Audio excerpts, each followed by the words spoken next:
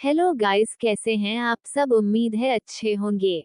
तो चलिए बिना देरी किए शुरू करते हैं कहानी का आज का एपिसोड।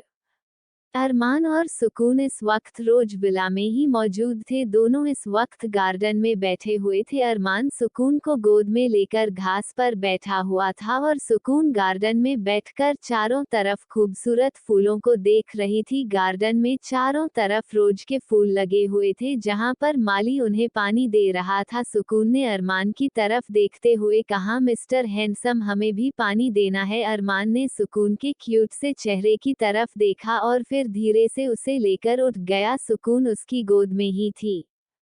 अरमान ने सुकून के तरफ प्यार भरी नजरों से देखते हुए कहा, तुम्हें पानी देना है एंजल। सुकून ने चमक दी आंखों से अरमान की तरफ देखा और अपना सर हिलाया। अरमान ने उसे नीचे उतरा और उसका हाथ पकड़कर मलिक की तरफ आ गया। माली ने जब उन दोनों की तरफ देखा था वह डर गया। उसे डरता देखकर सुकून ने प्यारी सी मुस्कुराहट के साथ कहा, अंकल आप डरिए मत, हमें बस गुलाब के पौधों को पानी देना है, आप आज के लिए आराम कर लीजिए। सुकून की प्यारी सी बात सुनकर माली ने भी अपने हाथ में पड़ी पानी की नली को सुकून की तरह बढ़ा दिया।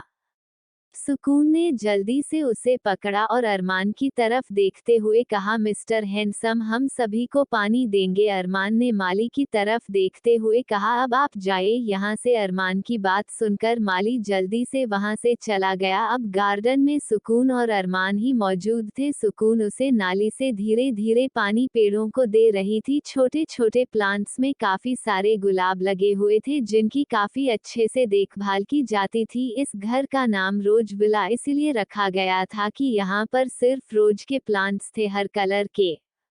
अरमान ने सुकून की तरफ देखा जो काफी खुशी से सभी पौधों को पानी दे रही थी। अरमान भी सुकून के पीछे आकर खड़ा हो गया। उसने सुकून को पीछे से कमर से पकड़ा और उसके कंधे पर कर रखते हुए कहा, एंजल आपको काफी पसंद है ये सब। सुकून ने अरमान की तरफ बिना पीछे पलटे कहा, हाँ मिस्टर हैंडसम, देखो ना कितना मजा आ रहा है। इतना कहकर वह अपनी पौधों पर डालने लगी। तभी उसे कुछ शरारत सूझी और उसने अपने कंधे पर कर रखा है अरमान की तरफ टेढ़ी नजरों से देखा।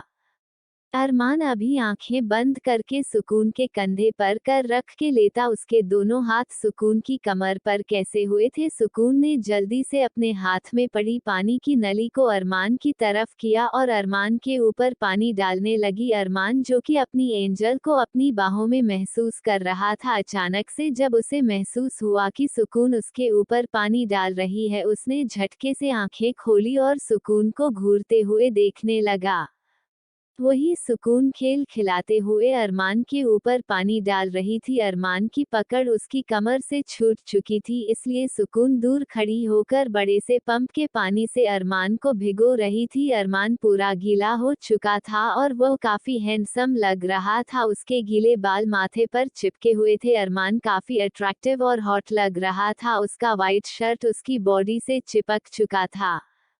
अरमान ने अपने बालों का पानी झड़ते हुए कहा, एंजल यह आपने बहुत गलत किया। इतना कहकर उसने अपने कदम सुकून की तरफ बढ़ा दिए। वहीं अरमान को अपनी तरफ आता देखकर सुकून पानी का पंप लेकर दूसरी तरफ भागने लगी। तभी अरमान ने उसे कमर से पकड़कर झूला दिया। सुकून के हाथ से पानी का पंप नीचे छूट गया और वह खिलखिलाकर हंसने लगी। उसकी हंसी सुनकर अरमान के चेहरे पर भी मुस्कुराहट आ गई। उसे एक चक्कर घूमने के बाद अरमान ने उसे नीचे उतार दिया। सुकून ने हंसते हुए कहा, मिस्टर हैंडसम मैन पूरे गीले हो गए। इतना कहकर वह हंसने लगी। अरमान ने जमीन पर गिरे पंप की तरफ देखा, जिसकी वजह से आसपास काफी गीली मिट्टी हो गई थी और पानी अभी भी बह रहा था। सुकून अभी भी अरमान की तरफ देखकर हंस रही थी। तभी अरमान नीचे झुका। उसने नीचे गिरा हुआ पानी का पंप उठाया। वहीं उसके हाथ में पानी का पंप देखकर सुकून बड़ी बड़ी आंखों से उसकी तरफ देखने लगी। सुकून ने मासूम सी शक्ल बनाते हुए कहा, मिस्टर हैंडसम आप अपनी एंजल के साथ ऐसा करोगे। सुकून ने काफी क्यूट सी शक्ल बनाकर अरमान को देखा।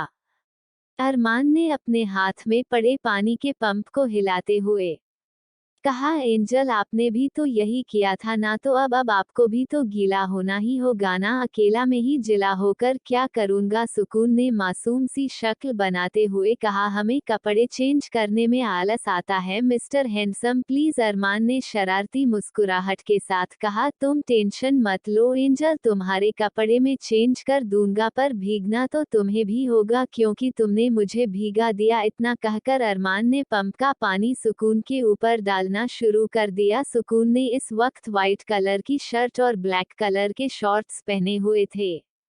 अरमान के इस तरह से पानी डालने के बाद सुकून इधर उधर उछलने कूदने लगी, पर अरमान भी उसके ऊपर अच्छे से पानी डाल रहा था। सुकून की क्यूट सी हरकत देखकर अरमान के चेहरे पर मुस्कुराहट थी। कुछ देर बाद सुकून मुंह बनाते हुए अरमान को घूर रही थी और अरमान अभी भी उसके ऊपर पानी डाल रहा था। सुकून ने बच्चों की तरह अपने पैर जमीन पर पटकते हुए कहा आपने हमें जिला कर दिया मिस्टर हैंडसम, हम आपसे बात नहीं करेंगे। अरमान ने हंसते हुए कहा ये तो चीटिंग है न एंजल, आपने भी तो मुझे जिला किया, पर मैंने तो कुछ नहीं कहा। सुकून ने मुंह बनाते हुए कहा वह हमारा हक है, हम आपको परेशान कर सकते हैं पर आप हमें नहीं। सुकून की बात सुनकर अरमान ने हंसते हुए कहा अच्छा ऐसा है। इतना कहकर उसने पानी का पंप साइड में देखा और अपने कदम सुकून की तरह बढ़ा दिए। वहीं अरमान को अपनी तरफ आता देखकर सुकून ने जल्दी से बचकर भागने की कोशिश की, पर उससे पहले ही अरमान ने उसे कमर से पकड़कर फिर से झूला दिया। सुकून फिर से खिलखिला कर हंसने लगी। दोनों की बॉडी के कपड़े पूरे गीले हो चुके थे और जिस जगह पर वह खड़े थे वहां पर काफी मिट्टी भी थी।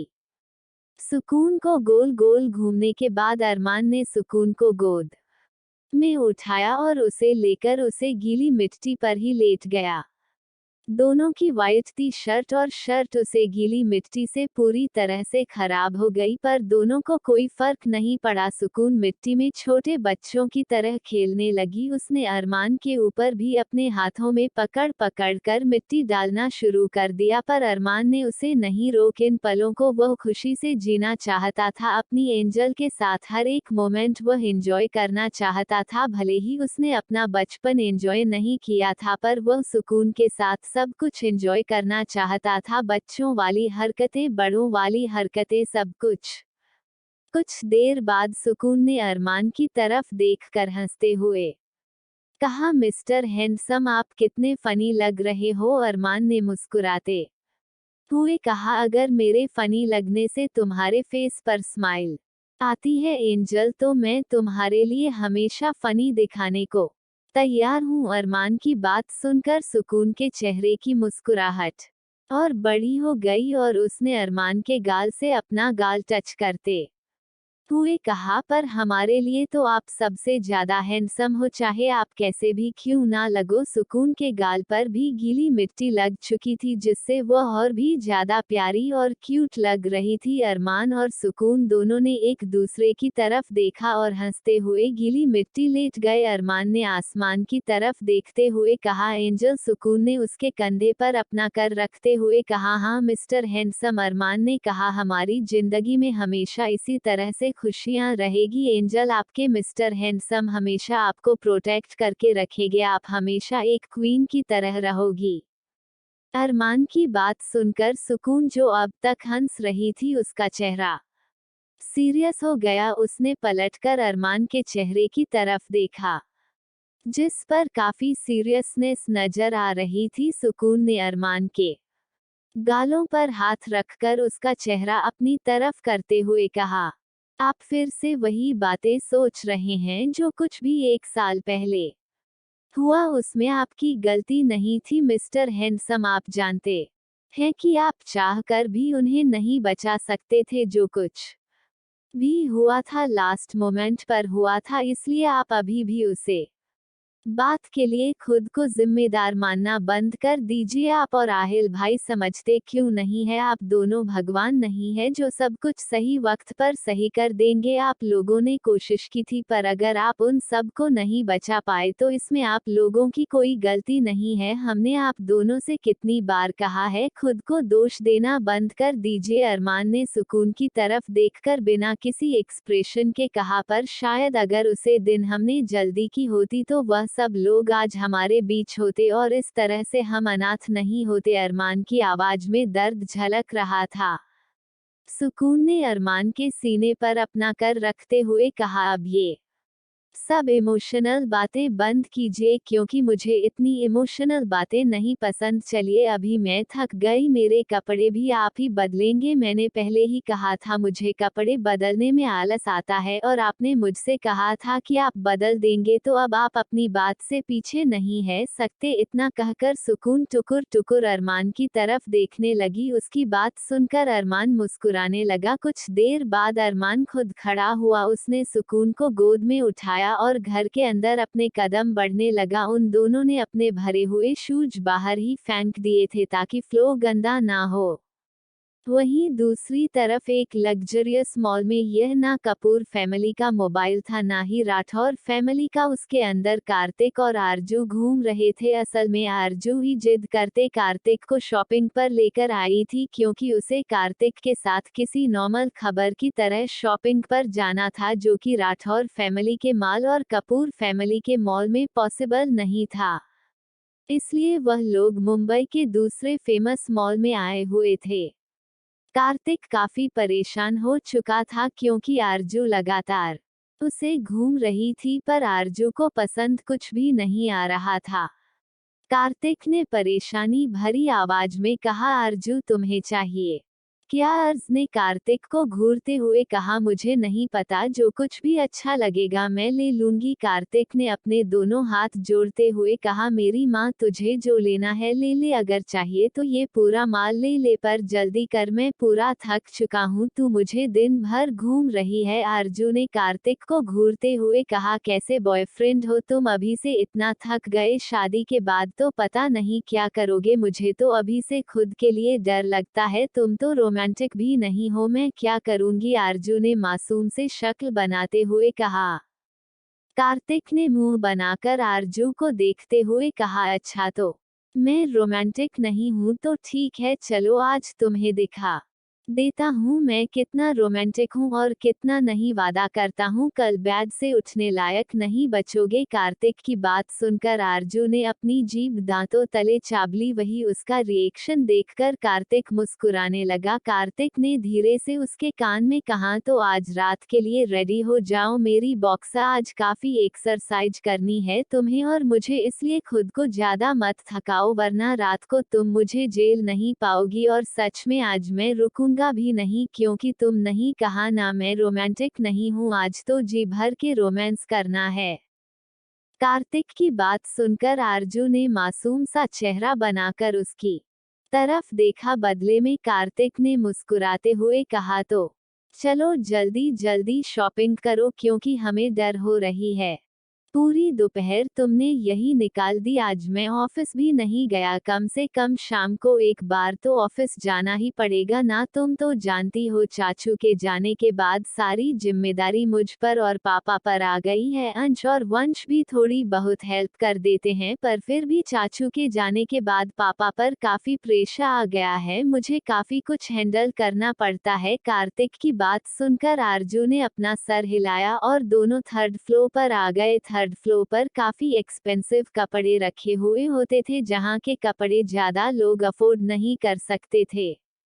आरजू एक तरफ जाकर कपड़े देखने लगी, वही कार्तिक अपने मोबाइल में कुछ देखते हुए आगे बढ़ रहा था। तभी उसकी टक्कर एक लड़की से हो गई। इससे पहले कि वो लड़की नीचे गिरती कार्तिक ने उसे पकड़ लिया, वही वो लड़की जो कि नीचे गिरने ही वाली थी। उसने जल्दी से कार्तिक के शर्ट के बाजू को पकड़ लिया। कार्तिक ने उसे ठीक से खड़ा करते हुए कहा क्या ठीक है? उसे लड़की ने जब कार्तिक को देखा तो आंखें फाड़कर उसे देखते ही लगी वही कार्तिक ने उसे लड़की की तरफ बिल्कुल नहीं देखा और अपना मोबाइल लेकर दूसरी तरफ जाने लगा। तभी पीछे से उसे लड़की ने कार्तिक की तरफ देखते हुए कहा, कोई मिस्टर हैंडसम के नंबर दोगे अपना। कार्तिक जो कि किसी को ईमेल कर रहा था, उसे लड़की की बात सुनकर पीछे पलटकर उसे अजीब नजरों से घूरने लगा। वह लड़की भी काफी सुंदर थी, पर उसके चेहरे पर मेकअप की एक बड़ी सी लेयर लगी हुई थी। उसने काफी छोटे कपड़े पहने हुए थे। कार्तिक ने पहले तो उसे पर ध्यान नहीं दिया था, पर अब उसे ऊपर से नीचे घूरते हुए कार्तिक का चेहरा अजीब सा हो गया था। वही कार्तिक को अपनी बातों का जवाब ना देता देखकर उसे लड़की ने मुस्कुराते हुए कहा, और मिस्टर, मैंने कहा अपना नंबर दोगे, बॉयफ्रेंड बनोगे मेरे। इससे पहले कि कार्तिक कुछ कहता, अचानक से उसे लड़की को बालों में तेज दर्द महसूस हुआ। उसने चिल्लाते हुए पलटकर देखा तो उसके सामने आरजू गुस्से से खड़ी थी। आरजू ने एक हाथ से उसके बालों को कस के पड़ा हुआ था और उसे खो जाने वाली नजरों से देख रही थी।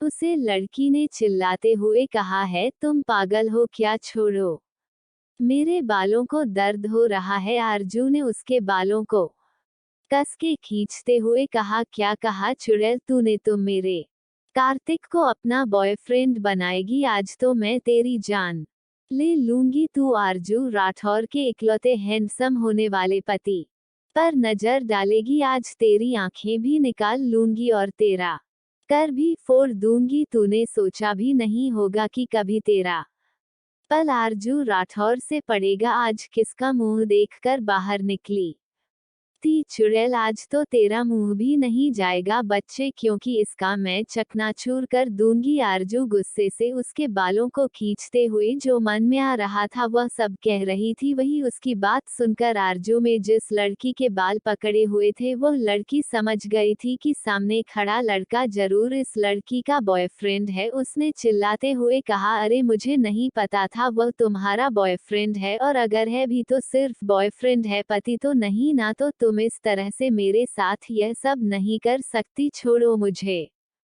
उसे लड़की की बात सुनकर अर्जुन उसके बालों को तेजी से खींचते हुए कहा, मेकअप से पुती हुई चुड़ैल, क्या कहा तूने? मेरा पति नहीं है, पति भी मेरा वही बनेगा, तो तू अपना चांस है, ऐसा सोच ही मत। इतना कहकर आरजू ने कस के एक तमाचा उसके गाल पर मार दिया।